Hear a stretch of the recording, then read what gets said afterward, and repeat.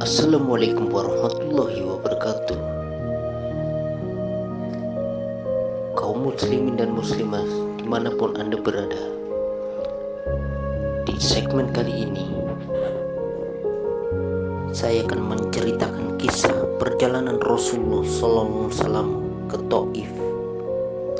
Selama 9 tahun sejak diangkat menjadi Rasul, Nabi Muhammad SAW telah berusaha menyampaikan ajaran Islam dan membawa petunjuk untuk memperbaiki keadaan kaumnya di Mekah Mukarramah.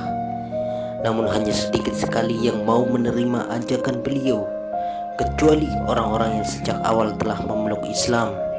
Selain orang-orang seperti mereka, ada juga sebagian lainnya yang secara lahiriah belum memeluk Islam, tetapi mereka bersedia untuk membantu usaha dakwah yang dilakukan oleh Rasulullah SAW.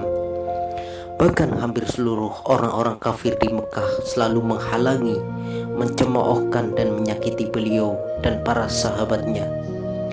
Meskipun paman Rasulullah SAW yaitu Abu Thalib juga termasuk dalam golongan orang-orang yang belum memeluk Islam, namun hatinya sangat mencintai Rasulullah SAW. Dan suatu kebahagiaan baginya jika ia dapat menolong Nabi SAW. Pada tahun ke-10 setelah risalah kenabian, ketika Abu Thalib meninggal dunia, kaum kufar bertambah gencar mencegah perkembangan Islam.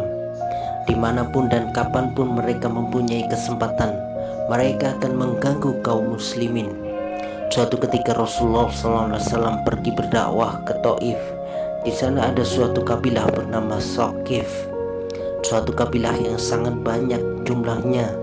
Menurut beliau SAW, jika penduduk Taif memeluk Islam, maka kaum muslimin dapat melepaskan diri dari siksaan dan gangguan orang-orang kafir dan akan menjadikan kota itu sebagai pusat penyebaran agama Islam. Setelah tiba di Taif, Nabi SAW langsung menemui 3 orang pemuka masyarakat setempat. Setelah Nabi SAW berbicara dengan mereka, beliau langsung mengajak mereka kepada agama Allah SWT dan mengajak mereka untuk ikut membantu penyebaran agama yang hak ini. Namun mereka bukan saja menolaknya, bahkan mereka pun tidak mau memperhatikan ajakan Nabi SAW. Hal ini sangat bertentangan dengan adat bangsa Arab yang terkenal dengan penghormatan terhadap tamu. Ketika mereka bertemu dengan Nabi SAW, tidak ada rasa penghormatan sedikit pun. Bahkan sebaliknya, mereka menerima beliau dengan perilaku yang sangat buruk. Mereka berterus terang bahwa mereka tidak suka jika Nabi SAW berada di tempatnya. Pada mulanya, beliau berharap kedatangannya kepada mereka sebagai tokoh masyarakat akan diterima dengan sambutan yang baik dan sopan. Tetapi sebaliknya, beliau justru diterima dengan kata-kata yang kasar dan menyakitkan. Salah seorang dari mereka berkata, "Oh, kamukah yang dipilih seperti yang kamu akui, dan kemudian aku menolakmu? Tentu akan." Setelah bertemu dengan mereka yang tidak dapat diharapkan itu, Nabi SAW pun berharap agar dapat berbicara dengan orang-orang selain mereka. Ini adalah sifat Rasulullah SAW yang selalu bersungguh-sungguh dan berpendirian teguh, serta tidak mudah berputus asa. Namun ternyata tidak satu pun di antara mereka yang mau menerimanya. Mereka bukan hanya enggan menerima ajakan beliau, bahkan mereka telah berkata kepada Rasulullah SAW dengan membentaknya, "Keluarlah kamu segera dari kampung ini dan pergilah kemana saja yang kamu sukai." Ketika Nabi SAW sudah tidak dapat lagi berharap kepada mereka, beliau pun segera meninggalkan mereka. Akan tetapi penduduk kota itu telah menyuruh para pemudanya agar mengikuti Nabi SAW, lalu mengganggu, mencaci serta melempari beliau dengan batu sehingga sandal beliau penuh dengan darah. Dalam keadaan seperti inilah Rasulullah SAW meninggalkan Taif.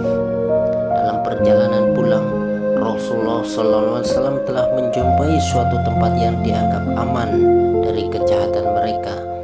Maka Rasulullah SAW berdoa kepada Allah Subhanahu wa Ta'ala, yang artinya, "Ya Allah, aku mengadukan kepadamu lemahnya kekuatanku dan sedikitnya daya upayaku pada pandangan manusia.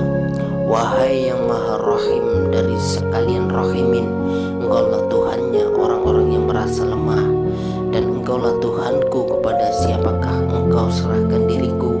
Kepada musuh yang akan menguasaiku, ataukah kepada keluargaku yang Engkau berikan segala urusanku? Tiada suatu keberatan asalkan tetap dalam ridhomu.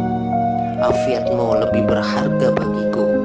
Aku berlindung kepadamu dengan cahaya wajahmu yang menyinari segala kegelapan dan yang membaguskan urusan dunia dan akhirat. Darimu atasku kemarahanmu, atau darimu atasku azabmu. Kepada Engkaulah kuadukan keadaanku hingga Engkau ridhoi. Tiada daya upaya melainkan denganmu."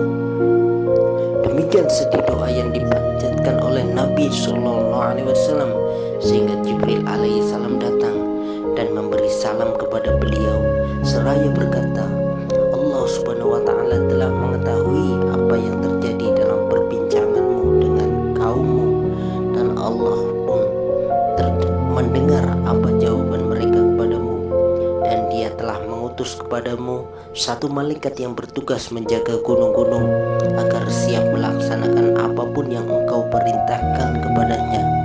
Malaikat itu pun datang dan memberi salam kepada Nabi SAW seraya berkata, "Apapun yang engkau perintahkan akan aku laksanakan.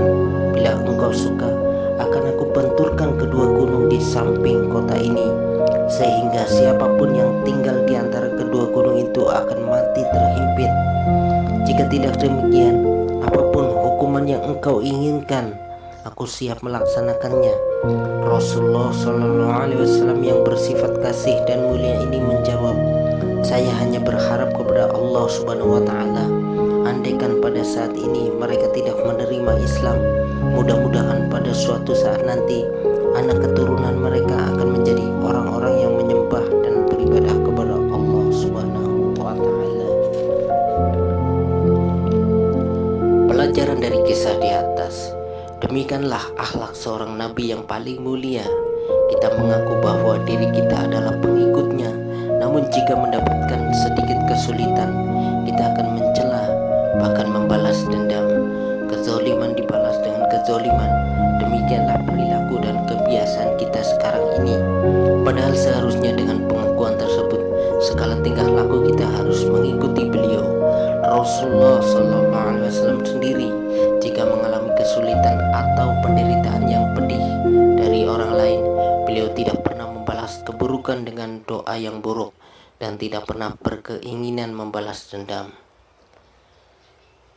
Billahi taufiq wal hidayah. Wassalamualaikum warahmatullahi wabarakatuh. Tunggu kisah sahabat Nabi selanjutnya.